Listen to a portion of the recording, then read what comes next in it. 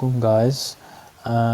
अच्छा, आज हम लोग बात करेंगे एक बहुत ही इम्पोर्टेंट टॉपिक के बारे में, जिससे रिलेटेड स्टूडेंट्स ने मुझसे अक्सर पूछा, मुझे ईमेल भी करते हैं, मुझे पर्सनल नंबर पे भी अप्रोच करते हैं। और वो ये है कि हम करंट अफेयर्स और पाकिस्तान अफेयर्स के जो क्वेश्चंस हैं उनको अप्रोच कैसे करें, number one, and number two, present कैसे करना है। So in response to that, in this presentation I will be talking about two things.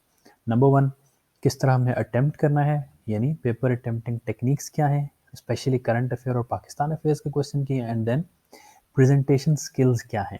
अच्छा, मैं शुरू में आपको बता दूं कि चलें उसकी हम बाद में बात कर लेंगे कि प्रेजेंटेशन की क्या वेटेज है, लेकिन अच्छा, इसमें हम जो बात करेंगे नंबर वन अप्रोच में कि हमने कैसे अप्रोच करना है इस एग्ज़ाम को, आंसर को, सीएसएस में पाकिस्तान अफेयर्स और करंट अफेयर्स के आंसर को, उसका मैं आपको बताऊं कि सबसे पहले हमने एक आउटलाइन बनानी है। अच्छा, हम चलेंगे एक पास्ट पेपर के क्वेश्चन को लेके एज अ सैम्पल, ताकि आपको ज़्यादा अच्छी पिक्चर क्लियर हो जाए, ठीक है।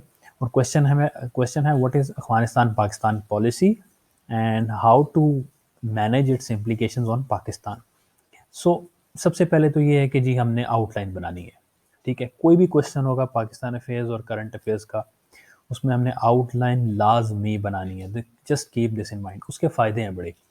सबसे पहला फ़ायदा ये है कि आपको ब्रेनस्टॉर्मिंग का मौका मिल जाता है।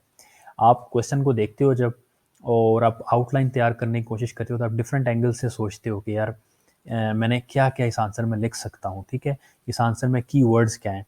सो मैं उनको कैसे इनकॉर्पोरेट करूँगा? सो एक तो आपके लिए फ़ायदेमंद होती है आउटलाइन, ठीक है, कि आपने कैसे आंसर को लेके चलना है, और दूसरा एग्ज़ामिनर के लिए ये बहुत ही एक इम्पॉर्टेंट चीज़ होती है, और कि आप उसको फैसिलिटेट कर रहे होते हो। एग्ज़ामिनर जब आपकी आउटलाइन पढ़ता है, तो उसके ज़हन में ऑलरेडी एक स्केच बन चुका होता है कि यार मैंने इस आंसर में क्या चीज़ देखनी है, या ये स्टूडेंट मुझे इसके आंसर में क्या बताने जा रहे हैं। सो दोनों पर्सपेक्टिव से आउटलाइन बहुत इंपॉर्टेंट चीज़ है। अच्छा, सबसे पहले हम इसके आंसर को लेके चलेंगे। सबसे पहले जो अच्छा, ये टेक्निक क्योंकि मेरे लिए बेनिफिशियल थी, मैंने इसको यूज़ भी किया और मेरे बहुत अच्छे मार्क्स आए, इसलिए मैं आपके साथ शेयर कर रहा हूँ। सो आउटलाइन में नंबर वन, सबसे पहले अगर मैं ये क्वेश्चन अटेम्प्ट किया, तो मैंने इसमें सबसे पहले अफ़गानिस्तान पाकिस्तान पॉलिसी को थोड़ा-सा डिस्कस किया कि ये है क्या? देन एक और मैंने हेडिंग दी कि background of the Afghanistan Pakistan policy क्या है। इसमें मैंने बताया कि क्या-क्या सर्कमस्टांसेस थे जिनकी वजह से ये पॉलिसी बनाई गई।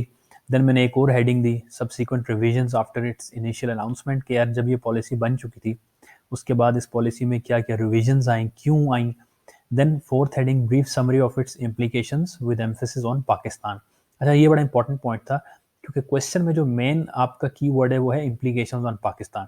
सो मैंने समरी बताई कि यार इम्प्लीकेशंस हैं क्या हैं पाकिस्तान में, अफगानिस्तान पाकिस्तान पॉलिसी की, और उसमें मैंने 4 डिफरेंट एरियाज़ बताए, पॉलिटिकल, इकोनॉमिक, सोशल और जियो स्ट्रेटेजिक। फिर मैंने बताया कि हम how to manage these implications, जो अफगानिस्तान पाकिस्तान पॉलिसी का पाकिस्तान पे असरात होंगे, उनको हम मैनेज कैसे कर सकते हैं, ठीक है। और उसको वंस अगेन मैंने 4 सब हेडिंग्स दी, और वो मैंने सब हेडिंग्स दी, पॉलिटिकल इम्प्लीकेशंस यानी सियासी इसके नताइज क्या होंगे, ठीक है, उनको हमने कैसे मैनेज करना है। नंबर 2, इकोनॉमिक इम्प्लीकेशंस यानी जो मुआशी इसके नताइज होंगे, उनको हमने कैसे मैनेज करना है। नंबर 3, सोशल इम्प्लीकेशंस या माशरती नताइज, उनको हमने कैसे मैनेज करना है। नंबर 4, जियो स्ट्रेटेजिक इम्प्लीकेशंस यानी इस खत्ते में इसके क्या असरात हैं। आपको पता है कि पाकिस्तान अफगानिस्तान की जो भी पॉलिसी बनती है, अमेरिका बनाता है, उसमें लाजमी पाकिस्तान इंडिया जो अमेरिका पॉलिसी बनाता है उसमें इंडिया का पॉइंट ऑफ व्यू लाजमी इनकॉर्पोरेट करता है। Then somewhat China, Afghanistan, Middle East, ये सारा एक ना एक रीजनल लेवल पे इस पॉलिसी को बनाया जा रहा होता है। अच्छा, लास्ट जो हेडिंग होगी वो होगी क्रिटिकल एनालिसिस और कंक्लूजन की, जिसे आप आसान लफ्ज़ों में कह सकते हैं तबसरा आपका, ठीक है। So this is the most important thing, and this is the deciding factor between what the examiner considers a good answer and an average answer, ठीक है। सो लेकिन बहुत से स्टूडेंट्स इस एरिया को इग्नोर कर देते हैं। अच्छा, क्रिटिकल एनालिसिस में आपने लिखना क्या है, उसमें आपने मेन जेस्ट बताना है अपने पॉइंट्स का, एंड देन आपने सोल्यूशन बताना है, ठीक है। अच्छा, ये क्यों इसके इम्पोर्टेंट है इतना, कि एग्जामिनर बेसिकली टेस्ट कर रहा होता है कि नॉलेज तो ऑलमोस्ट सब कैंडिडेट्स के पास होता ही है, एनालिसिस उसकी बेसिस पे एनालिसिस कौन अच्छा कर सकता है, ठीक है। क्रिटिकल थिंकिंग किसके पास है, ठीक है। अगर आपने क्वेश्चन में एग्जामिनर को ये दे दिया, तो बिलीव मी, वो आपको जो एवरेज वो नंबर देता है 10 12, उससे आपको ज़्यादा नंबर देगा, प्रॉब्ली आपको 15 नंबर दे देगा, ठीक है? सो ये क्रिटिकल एनालिसिस पे आपने बड़ा फोकस करना है। अच्छा, इस क्रिटिकल एनालिसिस से रिलेटेड कुछ क्वेश्चंस होते हैं कि स्टूडेंट पूछते हैं कि या कंक्लूजन जो क्रिटिकल एनालिसिस जिसको हम कहते हैं कि यार ये कितना, इसकी लेंथ कितनी होनी चाहिए। तो मैं जो स्टूडेंट्स को रिकमेंड करता हूँ वो ये है कि यार इसकी लेंथ मैटर नहीं करती। हाँ, ऑफ कोर्स अगर आप 2 लाइन्स का लिखेंगे तो इसका मतलब है कि आपने एग्ज़ामिनर को कुछ भी कन्वे नहीं किया। लेकिन ये 1 पेज से डेढ़ पेज तक हो सकती है। क्यों? क्योंकि हर एक स्टूडेंट में डिफरेंट कैपेसिटी होती है कि वो अपनी बात कितनी लेंथ में, कितनी लाइन्स में एग्ज़ामिनर तक पहुँचा सकता है। तो इसकी लेंथ पे ज़्यादा फोकस ना कीजिए। फोकस इस चीज़ पे कीजिए कि आपने एक रीज़न्ड कंक्लूजन देके अपनी बात को एग्ज़ामिनर तक पहुँचा दिया है कि इस पर्टिकुलर क्वेश्चन में इन फैक्ट्स की नज़र में मैं मेरे नज़दीक इसका ये तबसरा है, ठीक है? या मेरा ये कंक्लूजन है, या how will I go about this particular problem and solution. अच्छा, कुछ एक्स्ट्रा टिप्स जो मैं आपको बता दूँ जो मैंने यूज़ किए एग्ज़ाम में और दो and they fetched me important marks, वो ये है कि आपने कोटेशंस यूज़ करनी है, ठीक है? कोटेशंस इसलिए यूज़ करना का फ़ायदा ये है कि यार एग्ज़ामिनर को आइडिया होता है कि स्टूडेंट ने कुछ डिफरेंट सोर्सेज से पढ़ा हुआ है, ठीक है? और वो अपने आर्गुमेंट्स को बीफ अप कर रहा है, स्ट्रॉन्ग बना रहा है, ठीक है? फिर रेफरेंसेस ऑफ कोर्स आपको फैक्ट्स चाहिए होते हैं और फैक्ट्स एंड फिगर्स चाहिए होते हैं, रेफरेंसेस चाहिए होते हैं और उनमें मैंने डिफरेंट सोर्सेज यूज़ किए, like international news reports use की मैंने, द इकोनॉमिस्ट से, टाइम्स मैगज़ीन से, या आप एजेंसीज़ का डाटा उठा सकते हैं। For example US Afghanistan Pakistan policy के केस में आप यूएसएड की रिपोर्ट उठा लें, ठीक हो गया। इसके अलावा maps, they are very important. For example Afghanistan Pakistan policy की हम बात करें तो उसमें आपने मैप बना दे देना एक, जैसे हमारा केपी का बेल्ट है, उसके साथ अफ़गानिस्तान के प्रोविंसेस लगते हैं, जैसे वो पक्तिका, नंगरहार, ठीक है? ये प्रोविंसेस लगती हैं, तो आपको पता चले कि यार ये जो जियोग्राफिकली कंटिगुअस है पाकिस्तान अफ़गानिस्तान के सूबे, इनमें जो भी इम्प्लीकेशंस आएँगी किसी भी पॉलिसी की, वो बड़ी ड्रास्टिक होंगी। फॉर एग्जांपल अफ़गान रेफ्यूजीज़ हैं हमारे केपी प्रोविंस में, उनका अक्सर आना-जाना लगा रहता है अफ़गानिस्तान में भी, ठीक है? वो उसके इकोनॉमिक इम्प्लीकेशंस भी होते हैं, पॉलिटिकल भी होते हैं, जियो स्ट्रैटेजिक भी होते हैं। तो यहाँ पे एक ये मैप बड़ा इंपॉर्टेंट है। ड्यूरेंट लाइन आपको पता है कंट्रोवर्शियल एरिया है, वो भी अगर कहीं इनकॉर्पोरेट होती है तो हम उसको भी कर सकते हैं इसमें।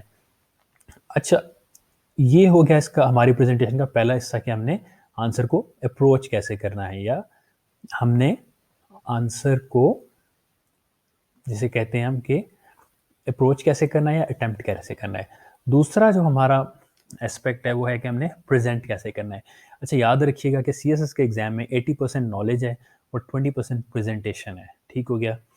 तो आपने प्रेज़ेंटेशन या ऑर्गेनाइज़ेशन को बहुत इम्पोर्टेंट देनी है, क्योंकि ये वो एडिशनल मार्क्स हैं जो आपकी जिसे कहते हैं ना एलोकेशन को सिक्योर करते हैं once you get through the written exam. तो इसमें मैं जो स्ट्रैटेजी यूज़ करता था वो ये था कि मैं हेडिंग्स ब्लू मार्कर से देता था, ठीक है? ताकि वो प्रोमिनेंट लगे यार, क्योंकि मैं कोई इंपॉर्टेंट चीज़ लिखता हूँ तो एग्ज़ामिनर को प्रोमिनेंट वो नज़र आए।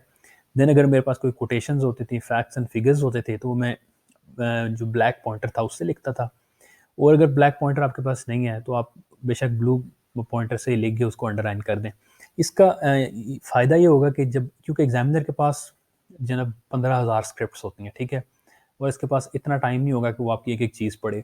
सो अगर आपको लगता है कि आपके पास कोई ऐसी कोटेशन या फैक्ट एंड फिगर है, जो प्रोमिनेंट है, जो प्रोबब्ली बाकी स्टूडेंट्स ने नहीं लिखी होगी, तो आप उसको प्रोमिनेंट बनाएँ ताकि एग्ज़ामिनर जब ग्लेज़ ओवर कर रहा होगा आपके आंसर शीट को, तो उसको वो नज़र आ जाए, दिख जाए, ठीक है?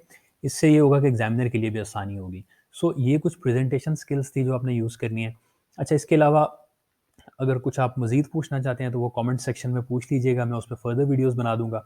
मैं क्वेश्चंस भी अटेम्प्ट करूँगा कुछ इस क्वेश्चन पे, और अगर आप बाकी सब्जेक्ट्स पे मुझे चाहते हैं कि मैं वीडियोज़ बनाऊँ, तो भी आप मुझे कमेंट्स में बता दें, मैं उन पे भी वीडियोज़ बनाता जाऊँगा। सब्सक्राइब अगर आप कर लेंगे तो यही होगा कि जब मैं वीडियो अपलोड करूँगा, तो आप लोगों को पता चल जाएगा। Thank you so much for watching and until next time. Thank you.